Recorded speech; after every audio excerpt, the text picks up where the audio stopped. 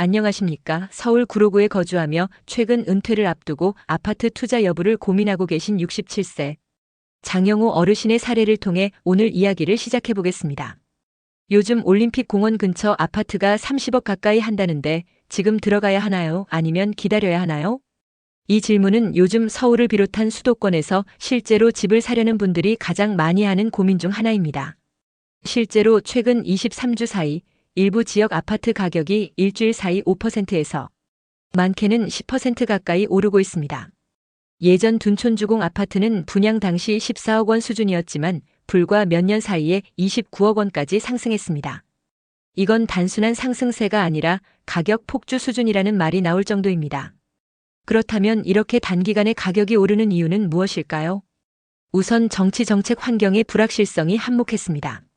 최근 대선과 지방선거를 지나면서 부동산 정책이 어떻게 바뀔지에 대한 불안감이 커졌고, 이에 따라 다주택자들이 미리 움직이거나 매수 수요가 특정 지역으로 몰리는 현상이 발생했습니다. 특히 토지거래 허가구역이 지나치게 넓게 지정되면서 강남, 용산, 청담 등 핵심 지역에서 거래가 어려워지자 오히려 비규제 지역으로 자금이 몰리는 풍선 효과가 발생한 것입니다. 이와 같은 구조는 단기적으로 가격이 튀는 지역과 다시 규제로 묶인 지역으로의 순환 투자를 만들어냈고, 결국 실수요자나 시니어층 같은 중장기 거주자에게는 진입 타이밍이 매우 까다로운 시장이 되었습니다. 그렇다면 60세 이상 시니어분들, 특히 은퇴 후 자산 보존과 안정적인 주거를 동시에 고민하는 분들은 어떻게 판단해야 할까요? 첫째, 단기 급등 시기에는 따라 사기보다 관망 전략이 유리할 수 있습니다. 일주일에 수천만 원씩 오르는 구간은 일시적인 투자 수요에 따른 왜곡일 수 있으며, 실수요가 빠지면 가격 조정이 빠르게 올 수 있기 때문입니다. 둘째, 자산을 안전하게 지키고 싶다면 실거주 목적과 장기 보유 가능성을 기준으로 매수 여부를 판단해야 합니다. 전세로 살고 있는 분이라면 내년 갱신 가능 여부, 지역 내 중소형 평형 공급량, 향후 재산세 부담 가능성 등을 꼭 따져야 합니다. 셋째, 지금 같은 시기엔 자녀 세대와의 공동 판단이 도움이 될 수 있습니다. 특히 70대 이상 시니어의 경우 향후 상속, 증여, 간병 비용까지 고려한 포트폴리오 구성이 필요하므로 단순한 가격 전망만으로 결정하기보다 재무 상담을 통한 구조화된 전략이 필요합니다. 요즘 수도권 집가, 특히 신축 아파트를 중심으로 정말 믿기 어려울 만큼 빠르게 오르고 있습니다. 서울 도봉구에 사는 62세 윤상길 어르신은 최근 올림픽공원 인근 국민평형 아파트가 29억 원까지 올라간 뉴스를 보고 깜짝 놀라셨다고 합니다. 이제는 집을 사는 게 아니라 사야 하는 이유를 찾아야 하나? 라며 허탈해 하시더군요. 예전에는 둔촌주공이라고 하면 강동구의 끝자락이라는 인식이 있었지만 지금은 송파생활권으로 평가되며 29억 원까지 치솟았습니다. 이러한 흐름 속에서 많은 사람들이 그 옆 단지는 얼마여야 하지? 여긴 더 올라가겠네라는 식의 심리적 비교 매수에 휩싸이고 있는 것이 현실입니다. 전문가들도 지금 상황을 단기 과열 국면이라고 보고 있습니다. 문제는 가격이 오르기 때문에 사는 것이 아니라 오르니까 더 오를까봐 사는 공포 매수가 시장을 주도하고 있다는 점입니다. 한 가지 예를 들어보겠습니다. 경기도 광주에 거주 중인 66세 김 기자 어르신은 내년쯤 하남 교산 인근에서 9억 원 선으로 아파트를 매입하려 계획 중이셨습니다. 그런데 최근 하남 일대도 풍선 효과로 가격이 급등하면서 그냥 올해 안에 들어가야 하나요? 아니면 전세 4년 살고 천천히 들어가야 할까요? 라는 고민을 털어놓으셨습니다. 이럴 때 가장 먼저 따져야 할 것은 본인의 실제 주거 목적과 자산 계획입니다. 첫째, 은퇴 후 정착지를 고려하시는 시니어분이라면 자산의 변동성보다 생활의 안정성을 우선해야 합니다. 가격이 올랐다고 해서 조급하게 결정했다가는 노후 재정에 부담이 커질 수 있습니다. 둘째, 단기 전세 거주 계획은 주의가 필요합니다. 최근 전세 매물 부족과 전세가 상승 흐름이 겹치면서 4년간의 전세 생활이 오히려 장기적으로 손해일 수 있습니다. 특히 수도권 핵심지에서 출퇴근 중인 자녀와 동거하실 계획이라면 월세 전환이나 장기 실거주 매수 쪽을 오히려 더 신중히 검토하셔야 합니다. 셋째, 대출 규제 변화 가능성을 반드시 염두에 두셔야 합니다. 현재는 대출이 가능해도 내년 이후 대출 규제가 강화되면 지금보다 조건이 불리해질 수 있습니다. 이런 규제 변화는 시니어 세대에게 더 큰 영향을 미치므로 관련 정보는 항상 체크해야 합니다. 지금 시장은 단순한 투자보다 살 수 있을 때 미리 들어가자는 심리가 강하게 작용하고 있습니다. 그런데 이런 분위기에서 매물 소유자들도 계좌를 안 준다, 5천만 원, 1억 원을 더 줘야 팔겠다는 식으로 시장 가격을 자의적으로 밀어올리는 사례가 발생하고 있고, 이로 인해 매수자의 불안감은 더욱 커지고 있습니다. 이럴 때일수록 중요한 것은 정보에 흔들리지 않는 자기 기준입니다. 실거주 목적이라면 지금 들어가야만 하는 이유가 무엇인지 따져보시고 향후 상속 간병의료 접근성 등 노후 요소까지 고려한 주거지를 찾으셔야 합니다. 하남 교산, 남양주 왕숙, 과천, 지식정보타운 등 향후 공급 예정지에 대한 정보도 함께 검토해보는 것이 좋습니다. 서울 강서구에서 68세 부인과 단둘이 사는 박종우 어르신은 2026년까지 전세 계약이 되어 있는 상태입니다. 최근 집값이 단기간에 23억씩 오르는 모습을 보며 이렇게 말씀하셨습니다. 지금 이 전세만 아니었으면 그냥 대출 좀 더해서 아파트 하나라도 사는 건데 전세에 묶여버렸네. 이처럼 전세 거주자들 중에서도 계약이 12년 이상 남은 분들은 급등하는 시장에서 아무런 대응도 못하고 발만 동동 구르고 있는 상황입니다. 특히 최근에는 일부 지역에서 20억 중반 아파트가 한두 달 사이 3억씩 뛰는 경우도 발생하면서 그야말로 공포에 의한 매수 심리가 시장 전반을 압도하고 있는 실정입니다. 그래서 요즘 부동산 전문가들 사이에서는 이렇게 조언합니다. 전세보다는 월세, 월세보다는 저가 매수. 즉 무리해서라도 실거주용으로 매수할 수 있다면 지금 기회를 잡고, 그렇지 않다면 전세보다 월세 전환이 낫다는 시각도 있습니다. 이유는 명확합니다. 지금 같은 급등기에는 전세 가격도 같이 올라가고 이후 다시 매수 타이밍을 잡기 어렵기 때문입니다. 시니어층이라면 특히 정기적인 전세갱신 부담과 이사로 인한 스트레스를 피하기 위해 한 번에 안정된 매수 전략을 세우는 것이 중요합니다.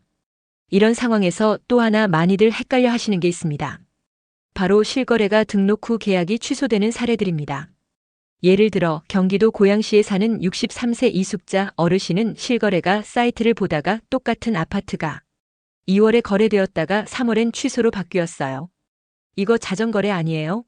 라는 의문을 가지셨습니다. 그런데 실제로 거래 취소의 대부분은 고의가 아닌 실수나 절차상의 오류입니다. 첫째, 중개인이 거래를 이중으로 신고하거나 계약 종료 매매 전세를 잘못 입력하는 경우. 둘째, 실제 계약은 했지만 중도금 단계에서 자금이 맞지 않아 계약을 파기하는 경우. 셋째, 가격을 너무 높게 잡았다가 매수자가 계약금을 포기하고 철회하는 경우. 물론 아주 드물게는 고의적으로 호가 띄우기나 가격 조작을 위해 일부러 자전 거래처럼 보이는 행위가 발생하기도 하지만 전체 거래 중 약 1% 미만으로 보고 있습니다. 왜냐하면 부동산은 세금이 높고 비용이 많아 자전 거래가 쉽지 않기 때문입니다. 예를 들어 10억짜리 아파트를 매수하면 취득세만 해도 800만 원 이상, 여기에 법무사 비용, 중개 수수료 등 총 비용이 45%에 달하기 때문에 이런 고의성 조작은 실제로 시도조차 어렵습니다. 따라서 실거래 취소만 보고 섣부르게 이건 조작이다, 투기 세력이 집값 올리는 거다라는 판단은 지양하시는 것이 좋습니다. 중요한 건 이런 데이터를 참고하되 본인의 실거주 계획과 상황을 우선으로 생각하는 것입니다. 지금처럼 급변하는 시장에서는 시세보다 중요한 것이 방향성과 안정성입니다. 특히 시니어 세대는 잦은 이사로 인한 신체적 부담, 임대차 갱신에 따른 불확실성, 고정 지출로 인한 재정 압박 등을 고려해 장기적인 거주지 결정을 중심으로 판단하는 것이 바람직합니다. 최근 부동산 커뮤니티나 주변 지인들 사이에서도 일산은 지금 사도 되나? 대구는 끝난 거 아니냐? 는 이야기가 자주 오고 가고 있습니다. 경기도 고양시 덕양구에서 71세 혼자 생활 중인 최경자 어르신은 일기 신도시 중에서도 상대적으로 조용했던 일산을 두고 이제 좀 움직이려나? 라는 기대감을 갖고 계셨습니다. 실제로 일산 신도시는 오랫동안 저평가되어 왔다는 인식이 있었지만 최근 GTX-A 개통 기대감과 함께 일부 지역의 관심이 다시 높아지고 있습니다. 하지만 중요한 건 모든 일산이 다 오르는가가 아닙니다. GTX와 가까운 일부 지역은 상승 여력이 있는 반면 나머지 지역은 아직 공급 부담이 존재하며 개발 호재도 제한적이라는 점에서 신중한 접근이 필요합니다. 또한 일산은 주변에 택지지구 확장 가능성이 많아 추가 공급 리스크가 존재합니다. 예컨대 평택이나 광명처럼 주변 도시들이 주거 기능을 분산시키는 역할을 한다면 장기적 가격 상승에는 제약이 따를 수 있습니다. 따라서 은퇴를 앞두거나 은퇴 후 거주지를 고려하는 시니어층이라면 단순한 가격 상승보다는 다음과 같은 기준으로 판단하셔야 합니다.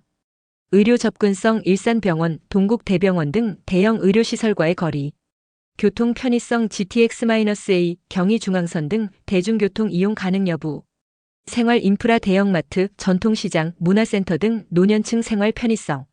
이어서 대구 이야기를 살펴보겠습니다. 대구 수성구에서 66세 부부가 사는 박정렬 어르신 댁은 최근 우리 동네는 괜찮은데 다른 데는 왜 이렇게 조용해요? 라고 질문하셨습니다. 맞습니다. 대구는 현재 지역별로 극명한 양극화 현상이 나타나고 있습니다. 수성구는 학군 수요와 브랜드 선호 등으로 점차 회복세를 보이고 있습니다. 반면에 기타 지역의 구축 아파트나 재건축 어려운 단지들은 여전히 매물 적체와 가격 하락을 겪고 있습니다. 무엇보다도 중요한 변수는 공급 과잉입니다. 대구는 지난 34년간 신규 분양 물량이 대거 쏟아지면서 미분양이 쌓였고 이는 시장 회복을 늦추는 원인이 되고 있습니다. 하지만 이런 상황이 영원하지는 않습니다. 예를 들어 부산도 과거 공급이 몰려 가격이 떨어졌지만 이후 수요 회복과 함께 다시 반등한 사례가 있습니다. 지방 부동산 시장은 서울 수도권보다 등락의 파도가 훨씬 크고 빠릅니다. 서울은 느리게 오르고 천천히 빠지는 구조라면 지방은 급등했다가 급락하는 파도형 구조입니다. 따라서 지방 투자를 고려하는 분들은 가격만 보는 것이 아니라 정책 공급 수요 흐름을 입체적으로 분석하는 안목이 필요합니다. 특히 시니어층의 경우 고정 수입 구조와 주거 안정성을 최우선으로 고려하셔야 하며 투자는 실거주를 바탕으로 매우 신중하게 접근하시는 것이 좋습니다. 서울 중랑구에 사는 64세 김기환 어르신은 최근 한 부동산 강의를 듣고 이렇게 말씀하셨습니다. 지금은 지방에 투자하면 안 되는 거라고들 하더라고요. 근데 언젠가는 다시 올라간다면서요? 네, 맞습니다. 오늘은 많은 분들이 궁금해하시는 지방. 부동산 정말 끝난 건가요? 라는 질문에 대해 함께 생각해 보겠습니다. 사실 사람들의 투자 심리는 대부분 비슷합니다. 가격이 오르면 관심을 갖고 떨어지면 외면하게 됩니다. 비트코인이 오르면 사고 싶고 떨어지면 멀어지는 심리와 똑같습니다. 부동산도 마찬가지입니다. 요즘은 서울 수도권 아파트가 최소 56억 원, 경기도 핵심 지역도 23억 원 이상의 자금이 필요한 상황이기 때문에 상대적으로 지방은 투자 진입 장벽이 낮은 지역이기도 합니다. 대전이나 창원, 전주 같은 지역에서는 5천만 원에서 1억 원 수준의 자본만으로도 매입 가능한 빌라나 오피스텔 매물들이 여전히 남아있는 것이 사실입니다. 하지만 지금은 대부분의 사람들이 지방은 안 오른다, 빌라도 안 된다, 오피스텔도 아니다라는 인식을 갖고 관심을 끊고 있죠. 그러나 이럴 때 가장 먼저 움직이는 사람들, 소위 말하는 선발대는 보통 다주택자들입니다. 세금 완화, 대출 규제 완화 같은 정책 변화가 시작되면 이들은 지방으로 먼저 이동해 기회를 잡고 수익을 냅니다. 그리고 나면 그때서야 다시 사람들이 말하죠. 나는 원래부터 지방 보고 있었어. 그리고 또다시 쏠림 현상이 반복됩니다. 이게 부동산 시장에 반복되는 흐름입니다. 하지만 시니어 여러분들께서는 이 흐름에 무작정 휘말릴 필요는 없습니다. 중요한 건 행동은 늦더라도 방향은 미리 잡고 있어야 한다는 점입니다.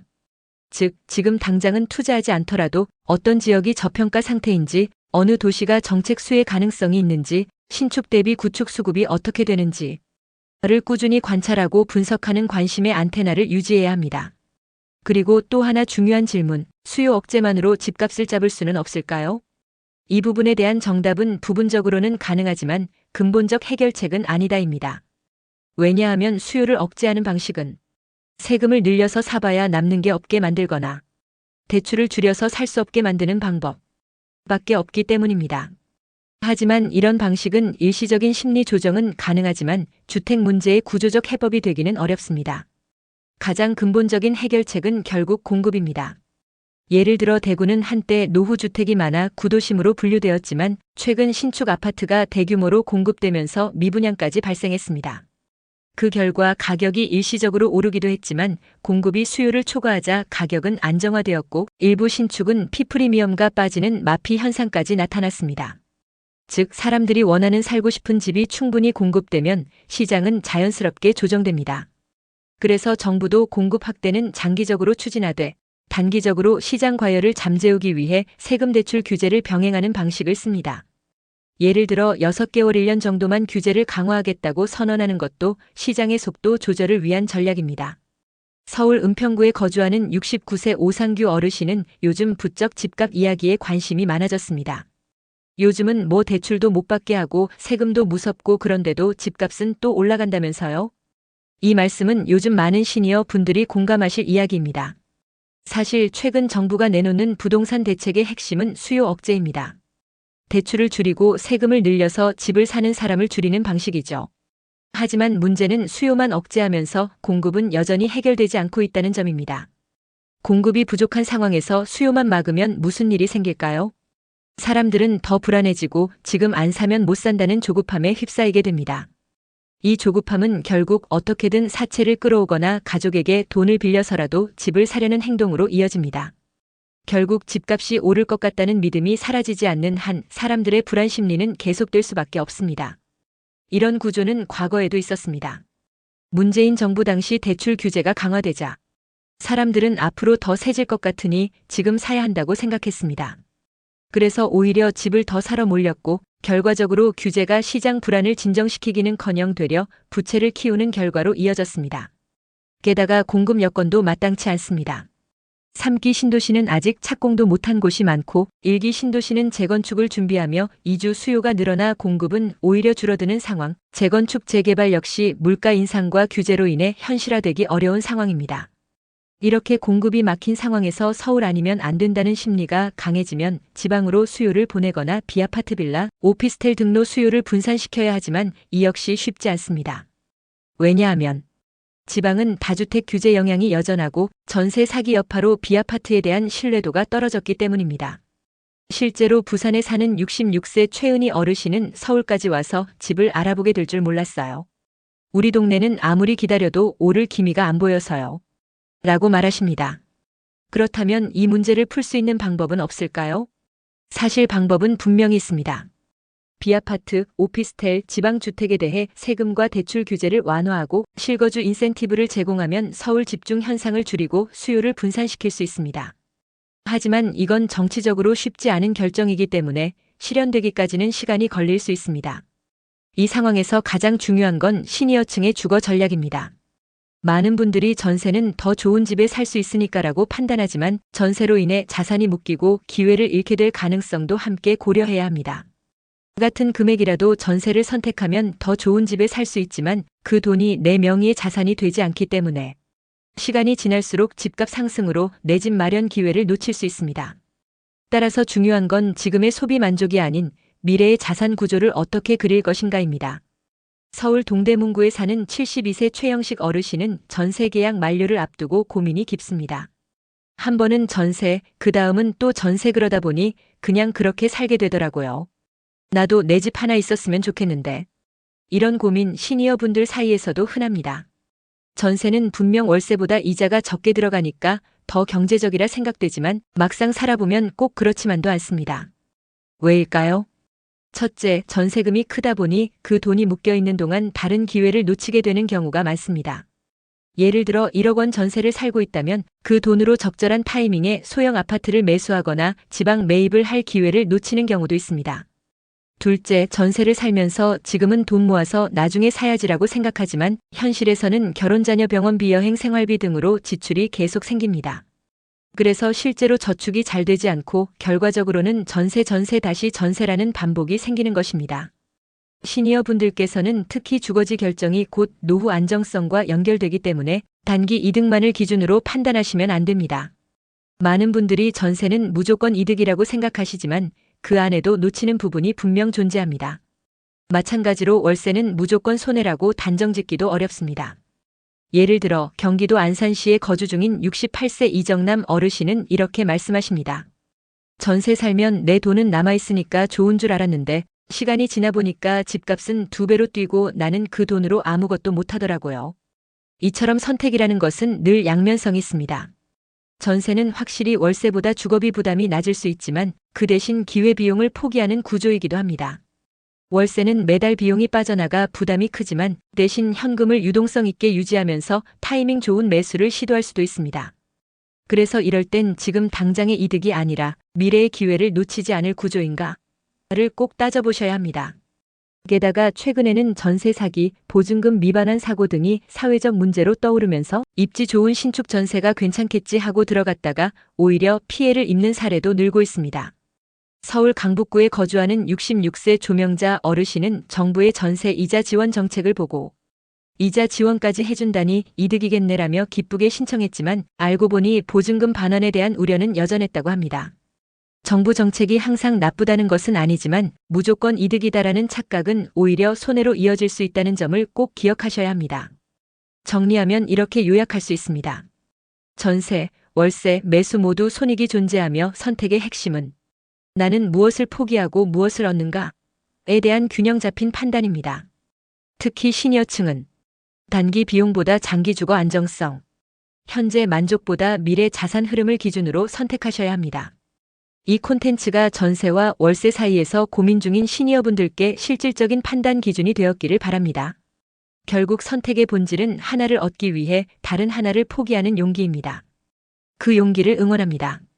유익하셨다면 구독과 좋아요, 그리고 자녀나 지인분들과의 공유로 더 많은 분들이 도움을 받을 수 있도록 힘을 보태주세요. 감사합니다.